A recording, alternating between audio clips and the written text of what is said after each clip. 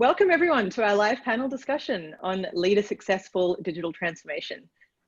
So before we get started, I just wanted to note that there's a Q&A box here at the bottom of Zoom that you can see. So at the end, we're going to hopefully have some time for questions. So if anything comes to you during the session, please just type it in there and hopefully we'll have time for it at the end. So I'm going to hand over to our host, Jari Carter.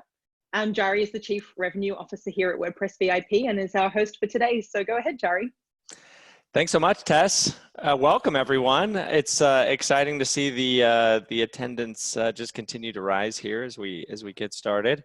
I want to thank everyone for joining today. Before we get started, I just want to acknowledge that it's been an intense week for everyone, and we want to take a moment to acknowledge that. And in that, we really believe in amplifying the voices that need to be heard. And so please look out in our follow-up email for a list of anti-racism resources. And with that, we will go ahead and get started. My name is Jari Carter. As Tess mentioned, I'm the Chief Revenue Officer here at WordPress VIP. And I'm pleased to get out of the way and introduce the four panelists that we have here with us today. We have Laura Dennis, who is Senior Vice President of Digital Media at NBC Universal owned television stations. We have Jonathan Rivers, who's the Chief Technology Officer at Fortune Magazine. We have Nancy Cassett, who is the Managing Director of American Public Media. And we have Scott Morris, Senior Vice President of Technology and Innovation at Nexstar Media Group. So we really have a distinguished group of panelists here today. And with that, in that order, in the order I introduced each of you, I would love to have each of you just introduce yourself, and maybe if you could give a little bit of insight into you and your background for our audience before we get started. Laura? Good afternoon, and thanks to all of you for joining today. I am happy to be here amongst this great group of panelists. I have spent the last 20 years at NBC Universal working on digital transformation. Not all of that time in digital, but half of it certainly in the last 10 years. And during that time, I've seen our group go from 10 small websites to being on 17 platforms and being very mobilely driven. It's been incredible to see the growth that's happened in digital and the support. I'm very fortunate to work for a boss who came from the Silicon Valley area. She gets digital, she supports our growth, and I think that's a really important piece.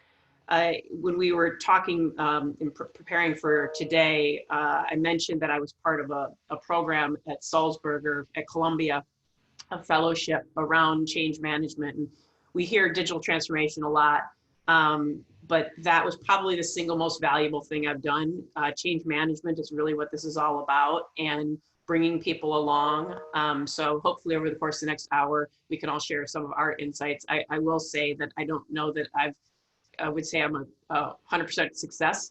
I think we're still a work in progress, but certainly I'm happy to share the insights that I have from my experience over the years. And Laura, you look like you're coming to us from such a nice spot. This illustrious background you have here.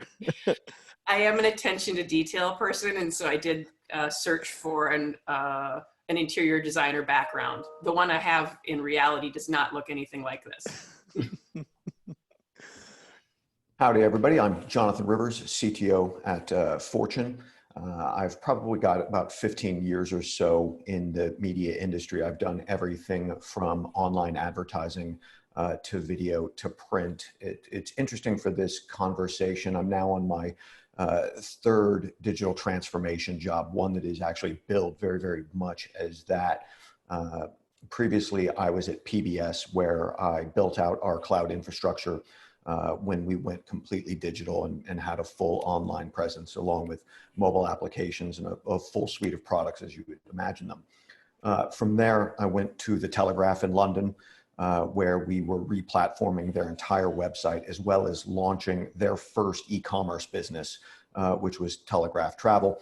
And now I am fortunate enough to be here at Fortune, helping us with the next chapter now that we have been sold and are no longer part of a larger publishing group. We're now our own Fortune media company, and really helping us move and expand and build out all of our digital pipeline. So it's an exciting job, and exciting to be here and speak with you all. Thanks, Jonathan. Hello, Nancy Cassett. I'm happy to be also on this panel. Thank you. And I'm also happy to be talking about something other than news for just a moment today. I am currently managing director for Marketplace, which is a business and economics show, part of American Public Media. Just a brief background on me is I've been in the news business for more than 30 years, long time. And the first half was analog, focused on TV news. And the second half of my career was a big mix. I worked for a digital-only company for 10 years, where I learned a lot. I felt like I got a PhD in media. We launched something like 70 local news websites, of which part of them were NBC Universal sites. Then I left that and went back into legacy media, only this time it was public media, very interesting. And for the last 10 years, I've been working with brands, both local and national, in public media through American Public Media to help them figure out their editorial and digital strategies. And as Laura said, for sure on a journey. This job is never done, and we're learning every day. So happy to be part of this and looking forward to the conversation. Thanks, Nancy. As you mentioned, I'm Scott Morris, and I'm SVP of Technology and Innovation for Nexstar. It's one of the largest media companies no one's ever heard of, so there's that. It really is. I've spent most of my career in digital media since I had brown hair. I've been doing digital transformation since the late 90s, and I started with a company that was called Brass Ring, that was a joint venture of Washington Post, Chicago Tribune, and I went to work for Discovery Channel, and I worked there for many years, and Hearst for many years, and now with Nexstar. And in between, I spent about half my time as a consultant and about half my time as an employee, maybe an executive, depending on the role at different companies, mostly media, but in the government space as well. I've worked in the intelligence community. I've done work in real estate and healthcare and finance. And, I try to use that as sort of a backdrop for perspective and understanding the challenges that each of these industries are facing and how they're similar and how they're different. That's pretty much me. I've been working in most of it has been with content management systems and things about creating content and creating user experiences that help hopefully sometimes change industries or set tone, and other times just sort of catch up. So a little all over the board, but I'm here to lend that perspective. Happy you're here, Scott. Thank you. Thanks to everyone. It's such a small world that we found out as we brought the panel together that Nancy and Laura actually worked together pretty closely at a previous company. So that you are already connected and probably have some of the same shared experiences. Well, I want to go ahead and really jump in while we have this group together and jump into our first question. And the first question that I have is really, what have been your keys to success in digital transformation? All of you have seen this movie a few times before. You've participated in digital transformation. What have been the keys to success? And on my screen, I want to get everyone's perspective. But on my screen, and I'm not picking on you, Laura, but you're first there. So I'm going to have you start, and then we'll go to Scott, and then Jonathan, and then Nancy, if you wouldn't mind in that order. Would love to just hear the perspective.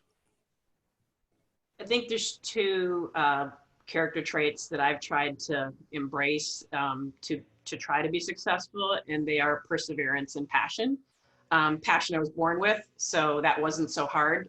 Perseverance, I'm a competitive person, so not easily knocked down.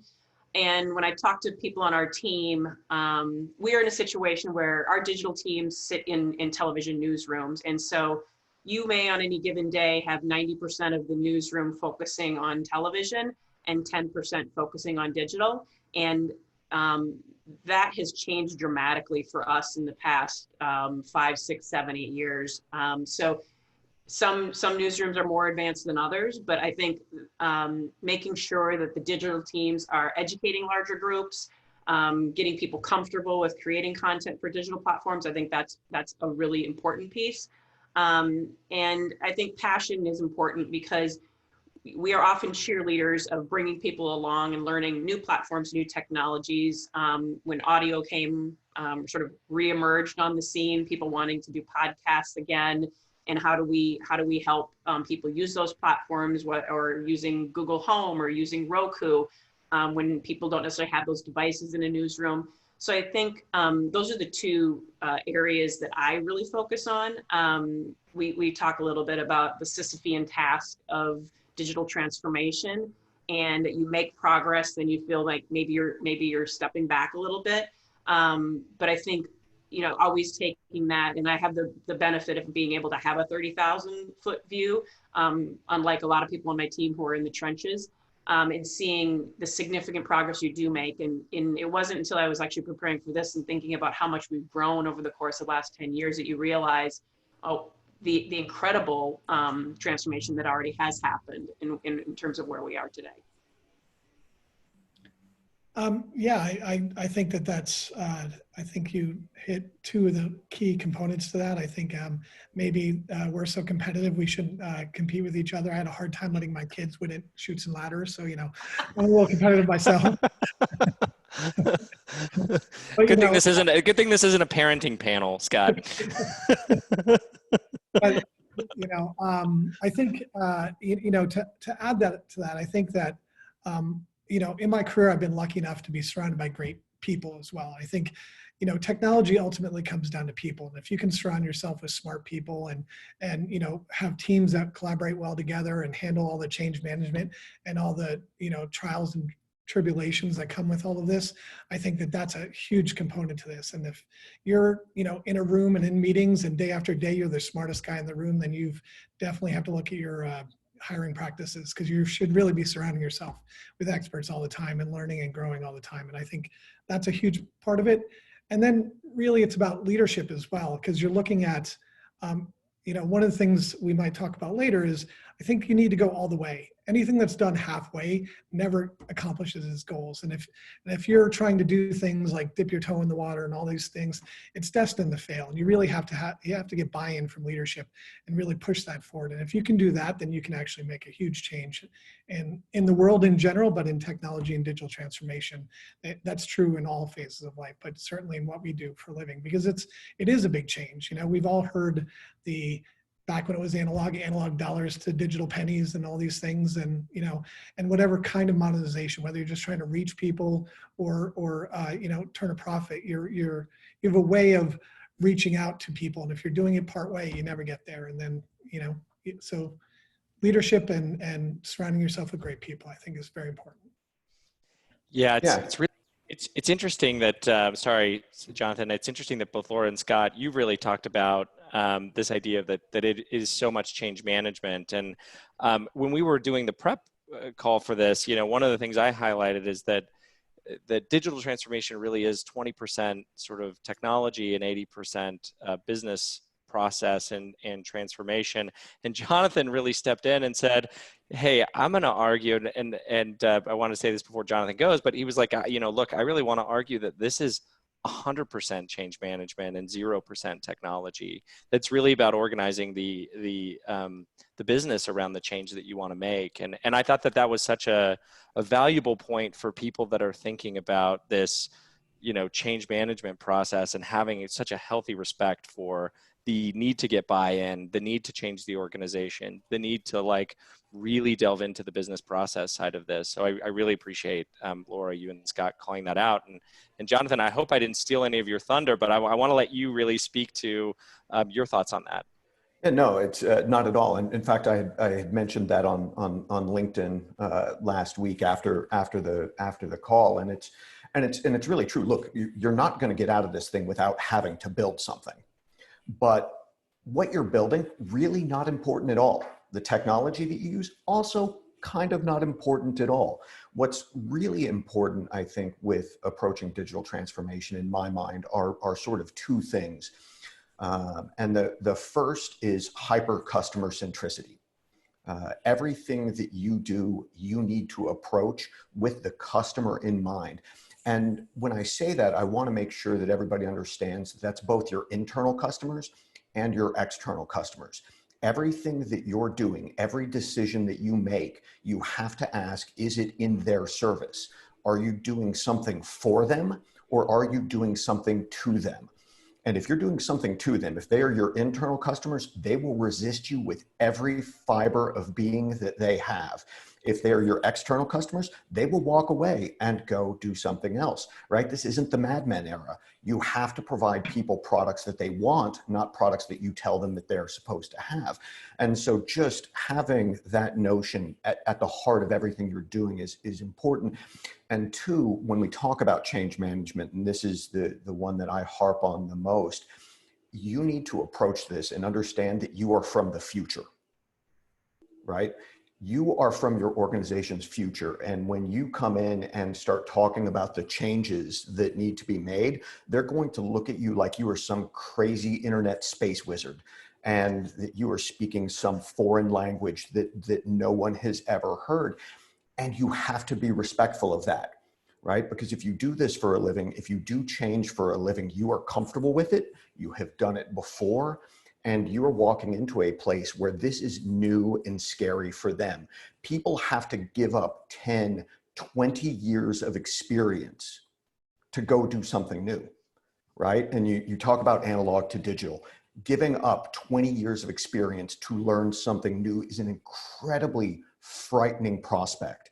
And if you are not really respectful of the growth that you're asking of people, the work that they're going to have to put in to change, you're going to fail. You're going to come across as arrogant, as condescending. You're not going to get the buy-in. Your ideas are going to be rejected. And so at the heart of this is just this understanding that change is hard. If change were easier, more of us would do it more often, and really, guiding your organization through that and giving them something to believe in. I think, again, those two things are key to anything going well.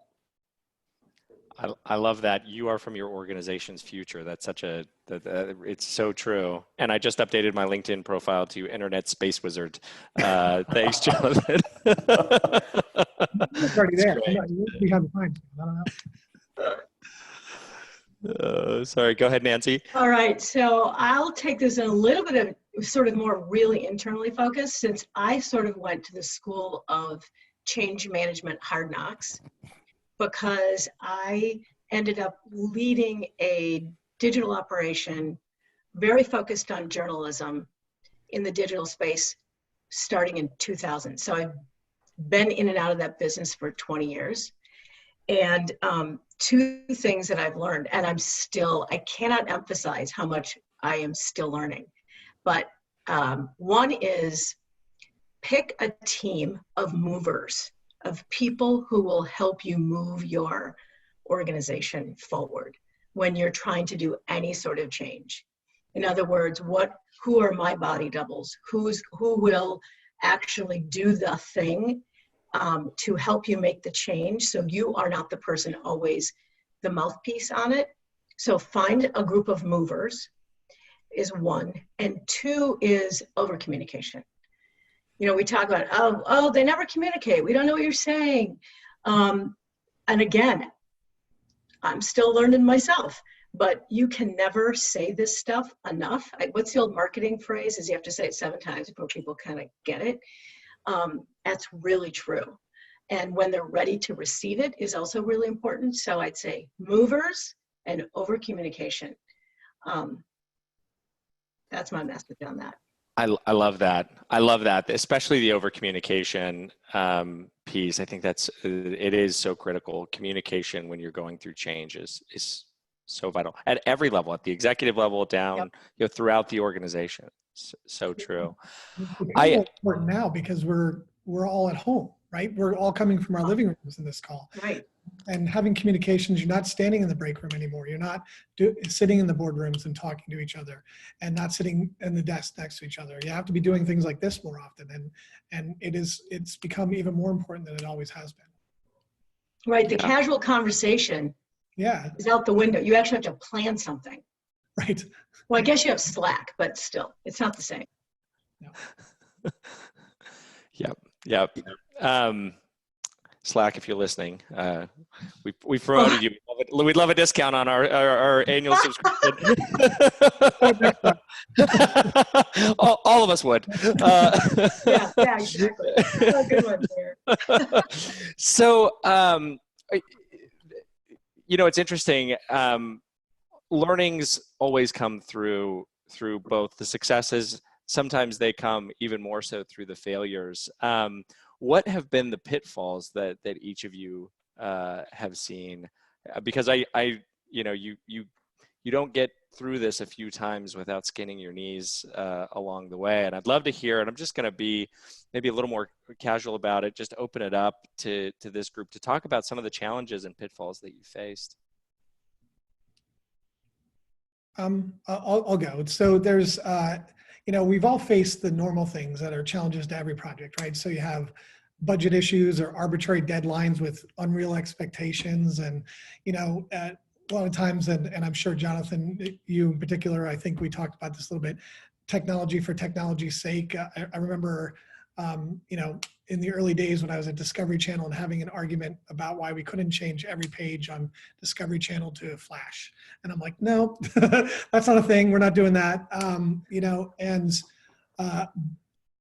So they're all the normal things that you go through. But I'll go back to what I was saying in the introduction. I think that too many times companies, media companies in particular, they like to dip their toe in the water and sort of just edge things forward. And I think when you do that, it's a self-fulfilling prophecy to failure, right? So if you're not going to, you're going to talk about digital first, but not really do it, or design as a mobile first scenario and not really do that. And then you have to do all the blocking and tackling that come with that, because interactivity from platform to platforms can be different. So it might be mobile first, but you have to really do all the things to make sure that OTT is not going to be interactive, right? Whereas your desktop might be a little bit interactive and your mobile is highly interactive and things like that. So it depends on what you're doing. And then as technologies change, you have to stay up to date.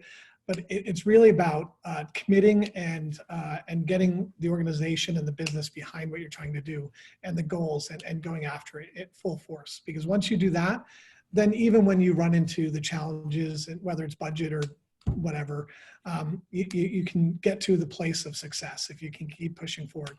But if you're not all in, then you're doomed to failure. Yeah, I'd chime in. I think, and it really comes around sort of innovation and what does it mean, right? My single biggest failure, or my single biggest sort of battle scar from doing digital transformation, I've summed up with a sort of a pithy catchphrase, which is, don't bring a design thinker to a deadline. I'm gonna get a lot of hate for talking trash about design thinking. That's okay. I'm a big kid. I can take it. But here's the thing. When you go to do transformation or engage in any level of innovation, you need to understand what you're trying to get out of it and what your timeline is. And if you don't understand those two things, you will never be successful. You cannot empathize or iterate your way to success if you don't know where you're going and you don't know how much runway you have, right? And for years I've talked to all of my developers about the stacks of dollar metaphor. And so you imagine a stack of dollars on the table. And every decision that you make, every feature that you implement, everything that you do is taking dollars off of that stack. And if the decisions you make, the things that you build, don't start putting dollars back on that stack faster than you take them off, you're sunk. And so that's where I see all of these just go astray, is where it's pointless innovation or just iteration and incremental improvement and not really focused. I have 2 years. This is how much funding I have and of. And how do I back that out into a very real plan? Because if you don't have those, you'll just get trapped in the morass. Jonathan, I would just reiterate the timeline thing. I forgot the timeline thing is crucial, but I would also say, you know, you don't have to build everything from scratch, right? That's something I think everyone thought, well, we we can do this, right? So, and even before you have to build it, figure out who your audience is. I think everyone here has talked about that. Audience, what are you trying to do? I've made plenty of mistakes on that. So who's your audience? You don't have to build everything yourself. Leverage other people's ideas and products that they've built. And then, yeah, the timeline thing is so crucial. Figure out how much time you have and then back time yourself. I think for me, there's a couple of things. And this is a little bit like you talk about innovation and transformation, and you want to do new things, but to not chase shiny objects. We have lots of stakeholders will be like, oh, I saw this new platform, or I talked to this vendor and can we do this? And to stay sort of true to your product roadmap and make sure you're messaging what's on that roadmap and why it's on the roadmap and what it means to the business and how it helps them as internal stakeholders, so that when the bright shiny objects come in, you can filter it through, like, does that really align with what we're trying to achieve, or yes or no? Now, I say that, but there are certain things that we do want to test and try. And I have the benefit, and Scott, I think, does as well, of having lots of Petri dishes around the country. We have 40 stations, English and Spanish language. Some have huge penetration in the market. Some have huge social followings. So we can test and try things at pretty low risk. And that's a real benefit that we have. So we don't have to make a decision that affects the entire enterprise. We can look at something, and I think this would be the other part, is putting real parameters and rigor around your testing and evaluation of new platforms and products, and not just launching something and saying, okay, so now we're on Roku, or now we're on Google Home, but really saying, okay, what kind of growth do we want to have? And where are we in 3 months? And are we evolving the product? What is it? Is it really what we want it to be? And maybe it's time we take that off of our product suite. And I think that's an area that we haven't done enough of in the past, and we're really trying to focus on now. I agree. I think that the fact that we do have this sort of broad platform in multiple markets, and every market's so different. Some places you have great penetration, some places you don't have great penetration, and your approach to those markets is different. If you want to try something in a small market versus a big market or a mid-sized market, and being at a company like Nexstar sort of allows us to do exactly that, because we just launched a Spanish language section of one of our sites in using a translate solution that is innovative, and we're going to roll that out to multiple different markets because it's been successful. But to your point, that's exactly right. We get to try things out, and you're not always going to get it right, but if you have that chance to try new things, then you can continue to be innovative, and that's a great advantage for any company that can do that. Such a good call out, because we are seeing even in the in the technology world or on the business side, we're seeing companies start with a few international sites, or they're starting with one of their brand sites or one of the division sites that now is getting transformed, or they're trying new things within a certain business unit. So I think that's such valuable feedback that we see not just in media, but really across the gamut. How do you think about customer experience as you go through digital transformation? How do you think about customer experience? And I'll define that maybe in two ways, and you're welcome to speak to either one. Both your internal stakeholders, so content producers or internal stakeholders that you're really trying to help and support, and maybe more importantly, your customers, your end customers that are really engaging, as Jonathan talked about, really sort of creating a better customer experience as you go through digital transformation. Giving them things that will be valuable in the customer experience. How do you How do you think about that? Nancy, I'd love your perspective if you Yeah. don't mind, just to kick things off. Was that really for me? No, yeah, I was thinking, well, because I come from public media right now, and it's very different from the commercial media space. We have our audience, customers, use either word, really want to be close to us. They love our talent, they love our content, and they want to engage. So we have, and we are still actually in the process of,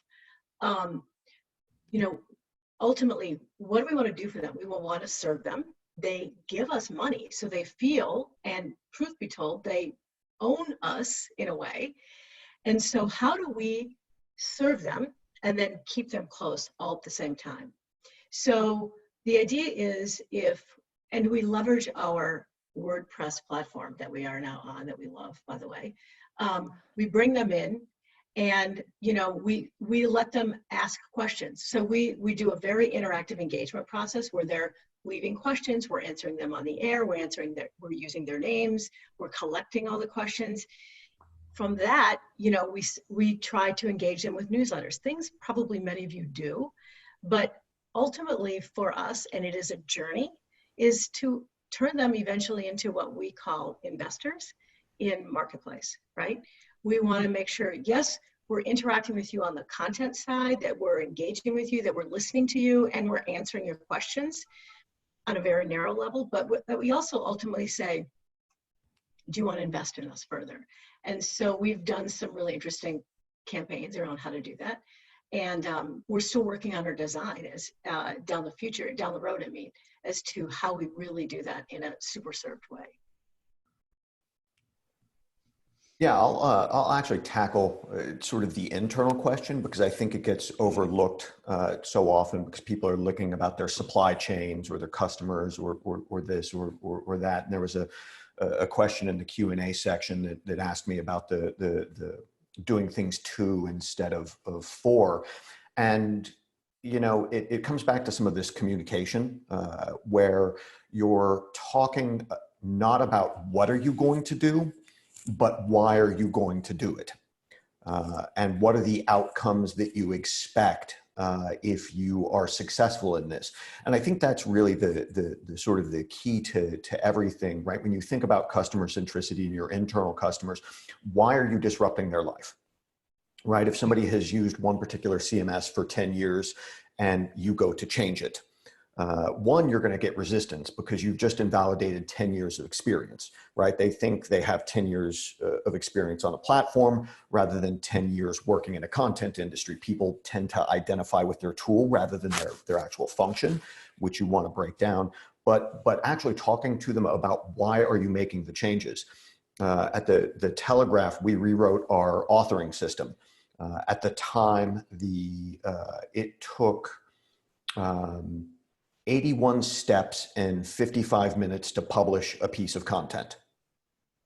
They rewrote it. There's some wonderful talks online. Mel McVeigh, Jane Austen, Joe, I forget her last name, who really headed up that project, got it down to 20 steps and 30 minutes. So you go to all of that effort. Why did we do that? Well, think about the efficiency of scale. Think about the amount of content that can come out. Think about the quality of content. I know you have to learn a different system, but what if I told you you could do the same job in half the time with half of the frustration? Would that be valuable? Getting them to actually buy into the process, being part of the process, rather than just handing them a fully baked solution. And I think that's how you get there. You don't go do this stuff in silence and 2 years later pop out a system. You have to get all of your customers, internal or external, sort of involved in it. And the other thing, and I'll do this, and it's a bit of a rant that I do all of the time, but I think it matters so very much for this. Stop using the word user, right? Just stop using the word user. It's horribly offensive. It denigrates all humans into machine operators. They're not users, right? Drug dealers have users. I have customers. They are in finance. They are a writer. They are an artist. They are a product manager. They are an account manager. They are a human being that wants to create, especially those of us in media. This is about creation and about bringing things to life. They do not exist to use the systems. And when you treat people like they exist to use the systems, that's how they're going to react back to you. And if you approach them, this is how we're going to try and create. This is how we are going to bring things to market so that we can do the things that we love and believe in rather than clicking around on screens. You're going to get much, much better results. Yeah, I really appreciate that perspective. And thank you both Nancy and Jonathan for this. I want to talk about, there's this concept of digital experience platforms that is out in the market. And when we brought this up, there was just really a robust discussion originally when the five of us were talking. And I want to ask this group, when you evaluated digital experience platforms, what did you find in the market? And maybe I'll start with Laura, and then Jonathan, I know you have some perspective on this. I'd love to have the two of you share your thoughts here. We embarked a couple years ago on moving to a new CMS. As I mentioned at the top, when we first moved off of IB, which is where Nancy worked, internet broadcast, and we took over our websites. We had 10 websites and no real mobile products. We outsourced mobile, and now we're on 17 platforms. And so we kind of outgrown our content management system. And there's lots of things that you do that are sexy, and content management systems, frankly, aren't, but they're the most important infrastructure. It would be like you're going to build a house, but your foundation doesn't work. So, and to be honest, for us, it was a real barrier to getting content creation from our larger newsrooms because it was just not intuitive. And so we evaluated 10 CMSs, got it down to 4, used a really thoughtful sort of framework on how we were going to rate them. And it came down to Drupal and WordPress. And by virtue or by nature of the fact, we have hundreds, now thousands of people creating content across our division. And we prioritized that over the developers. And so we landed on WordPress, and it's ended up, we launched in December, and by mid-January, some of our stations had gone from having sort of a handful, maybe 15, 20% of the people contributing regularly, to numbers up toward 50, which I never would have thought, it would happen that quickly. We did a lot of training, but that speaks to something that I think is important is there was buy-in from the leadership, and there was training and support from our teams. And I think that is a combination that is so important to making sure that these that these platforms are working.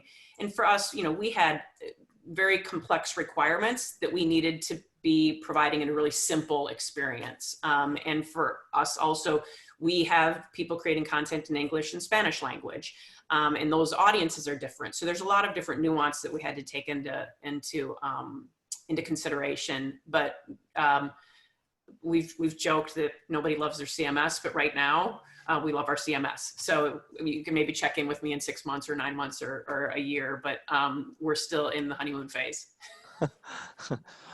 We'll check in only if you're happy, Laura.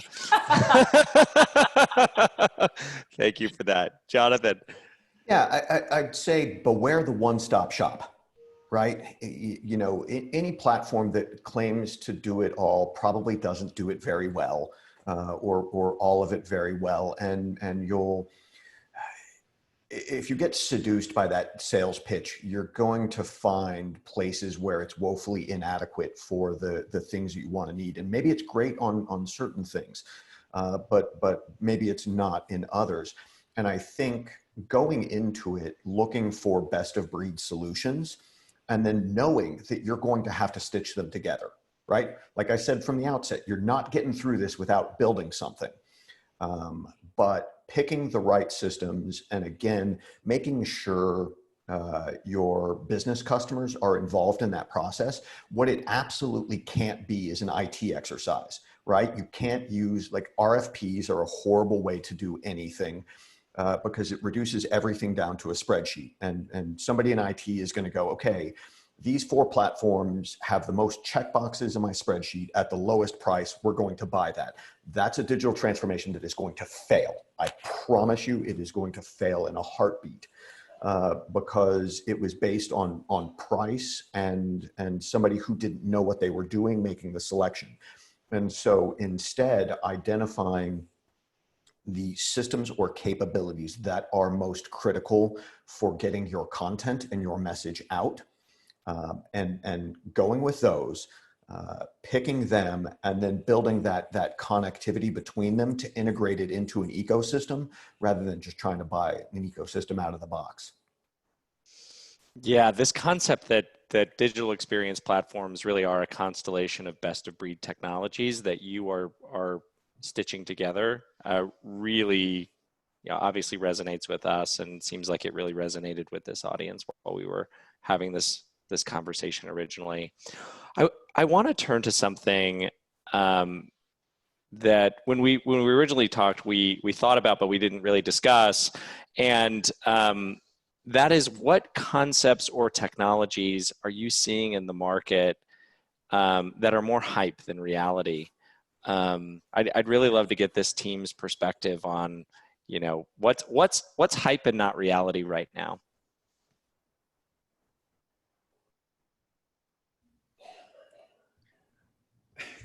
No one wants to call anybody out. That's, I thought Jonathan, I'm not. Jonathan was doing that one. Jonathan, we're going to put you back on the spot then. Well, look, I can always be everybody's sort of resident, contrarian. The first, like, obviously I took jabs at it, before, and design thinking, I think, is vastly overrated. It's less a technology and a state of being. I think it has its place. I think it absolutely has its place for industries that are stuck, people who are mired and that have very, very big bank accounts and lots of time. But as a practical approach to get something done, I don't see it there. And, and people who know me sort of know I have this. I actually think AI is really heavily overrated, especially in media. And I'll tell you why. Because I think personalization is actually antithetical to customer centricity. And by that, I mean, AI is only really good at knowing what people want or what they liked and giving them more of that. That doesn't actually challenge them. That doesn't inform them. That doesn't create any value other than just sort of consumption, right? I sort of work for, a business publication, and the notion that we are trying to educate about people, what's going on in the marketplace. So here's an example. If I read 3 articles about Facebook, AI is going to give me a 4th article about Facebook. And I don't actually care about Facebook. I'm reading about their gross privacy violations, right? Or what do I need to know about privacy in my organization? And I just happen to zoom in on, Facebook's high profile blunders. And so there's this notion that AI is going to personalize things, where I think that does a disservice, where we need to focus on discoverability. Which is, how do we give people the information that they need to be better in life, to grow and to thrive, and not just sort of consume what they want. And so I think, for me, those are the 2 that I'd throw out there. So I can be a little bit of a contrarian to Jonathan in that. I think, I don't disagree with the premise of what you're saying, right? So I think that one of the big reasons we're facing political divide in this country, for instance, it's getting worse, is because it feeds you what you want to hear. And that's what media companies want a lot of times, or that's what Facebooks of the world want. They want you coming back. So they're reinforcing your biases or your sort of bubble view of what's happening in the world. and that drives us further apart. So that's a terrible experience. And truthfully, anybody that's been in digital transformation and have been part of this, we're all sort of slightly culpable in that, because we've all sort of tried to feed them like-minded content in a way to get people to look at things over and over again, and it sort of created this divide. But AI is more than that, right? When you look at practical application of it, you can teach the algorithms to be like, hey, give contrarian point of views as well as like-minded point of views. And you'll find that engagement is actually less about someone clicking something over and over again, the same kind of thing, and actually experiencing multiple things across the board, and then sort of coming back to what they believe based upon a broader perspective, right? So I think that AI, to this point in time, has actually been a bit overhyped, but I think there is a practical application of AI that can actually be super valuable, not just to our industry, but to the whole world, and thinking about how we improve things and read things. And, we're getting to a point now where AI is getting smart enough and the technology's fast enough and efficient enough where you can actually do things, not in real time, but close to real time, and making things, really valuable to people. And we can have learnings, and the data can drive decisions based upon what us as a business want, but what our customers want. And that's the most important thing, right? I said in our little prep time that, as a for-profit media company, we're really sort of matchmakers. We're trying to introduce, advertisers to customers, right? And to do that, we have to have the best product, and then the best way of monetizing that product and making that. And AI helps us do that if we're using the right data correctly and using it in a tactical and practical way. But to this point, I don't necessarily disagree that it has been mostly just like, oh, you're looking for a coat, here's a bunch of coats. Oh, you're looking for, this kind of, it's the same thing over and over again, and it can't be that going forward. Yeah, I appreciate the differing perspectives. Actually, I think this is one of the reasons that a panel discussion is so valuable. I want to get to some of the participant attendee questions that we have, because they're so great, and they actually are in line with some of the things that I wanted to ask as well. We have several questions about digital transformation in the current pandemic that we're in. And the thematically, we're seeing the question across a few people as, do you see digital transformation accelerated due to the current pandemic? And what piece of advice do you have for companies who have to do it overnight versus a timeline of 2 years? So just would love to hear the what you're seeing in terms of acceleration around this. I'll jump in here. I think for us in local news is having, I think, a great moment.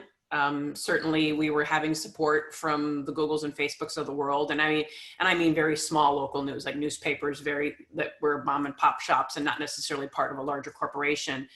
But local news and the information that we're providing is more important than ever.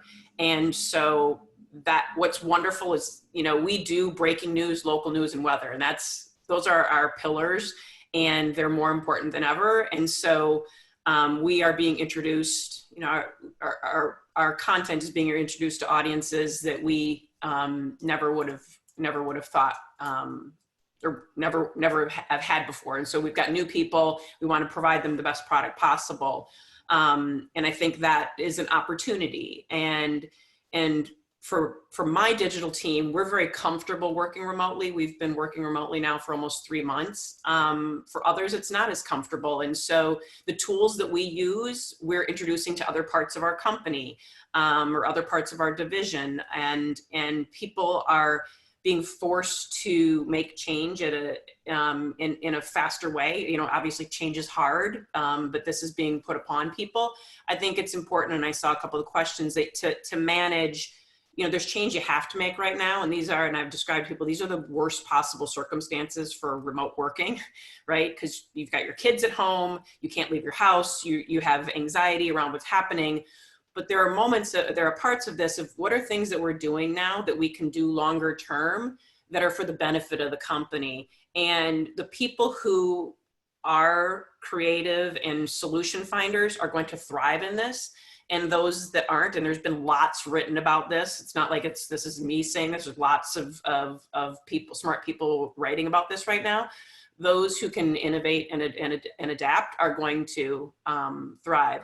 There is a specific tool that I use, which is, I call it the snowman. So it's vision, strategy, and operations, and being able to have all three of those. So some of you live in a world where there might be a vision, but you don't actually have the operational or the strategic thinking to really make all three effective.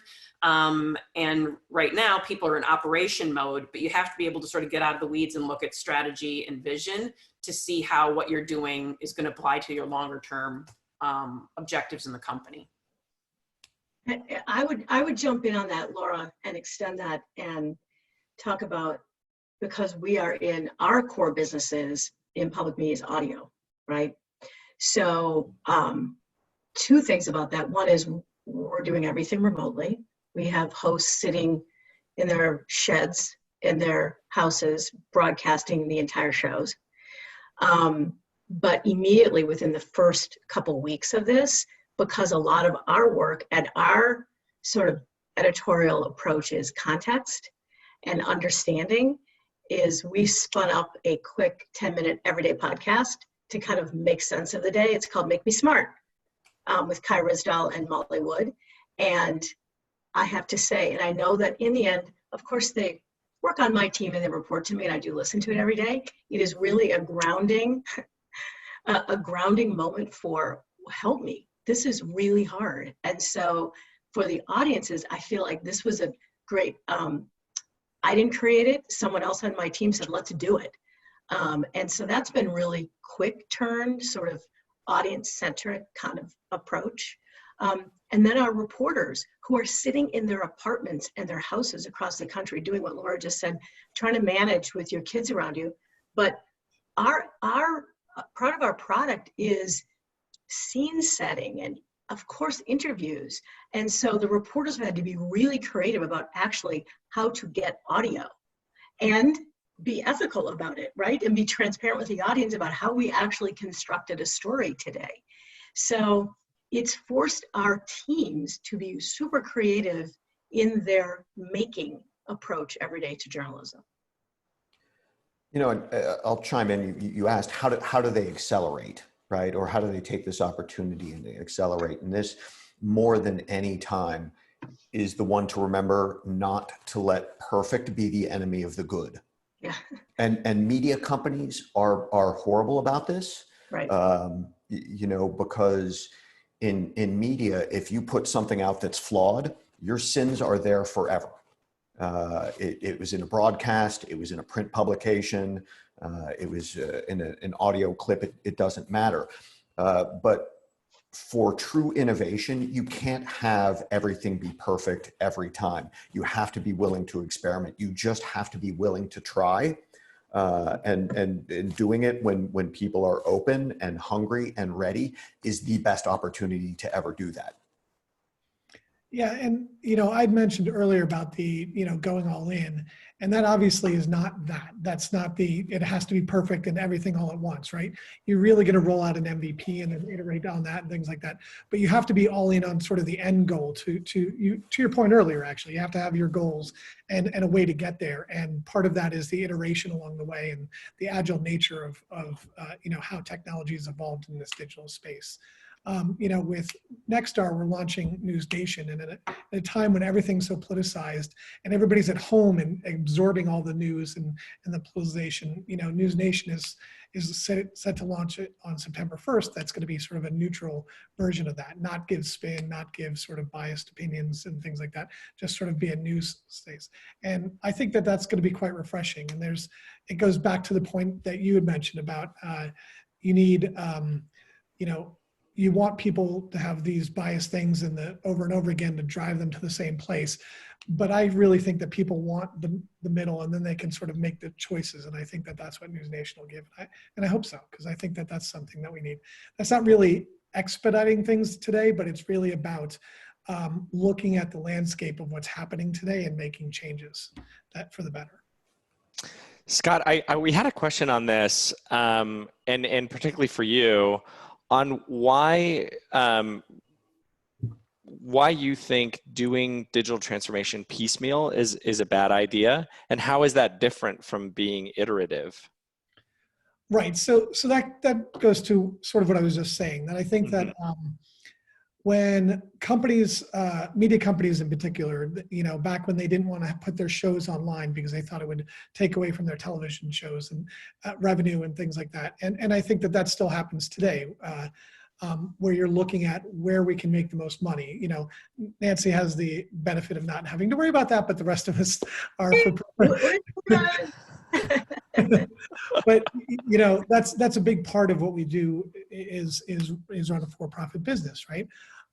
And so they have a tendency to be like, well, let's go 2 inches in this direction, and you can't do that. You have to have a long-term vision of this is what it's going to be. This is where the market's going. We're really, and truthfully, today's world is changing that. It's even faster. It's going to be a digital first world. It's going to be a mobile first world. So what does that look like 5 years from now, 10 years from now, and then have a plan to get there. So like I said, you'll launch MVPs and you'll iterate on them and you'll get things wrong, and you should fail fast and learn from that and move on. Like there's a lot of those sayings that are true, because you need to be iterative and move it forward, but you can't just be, have no plan and sort of go halfway there and hope it works out, and it just never does. You need to have a game plan and a roadmap to get to sort of the end goal, and have the budget and the wherewithal to go after it. Great, thank you so much. We're at the top of the hour. I have at least a dozen more questions for you all that we're just not going to be able to get to today. But for those people who have questions that weren't answered, and if you left us your name, we'll absolutely follow up with responses. There's like some really tactical questions for each of the attendees on some things that they said, so we'll follow up. And then we just need to get this group together again, because this has been a whole lot of fun, and the audience was very engaged with what you all said. There's lots of questions coming in, so thank you all so much for lending us your time, for participating today, for your perspectives, and thanks to everyone who attended and participated and shared your thoughts with us along the way. Thanks, everybody. Thank you. Thank you. Thanks, y'all. Thank Stay you. safe and healthy, everyone. Thanks. Indeed.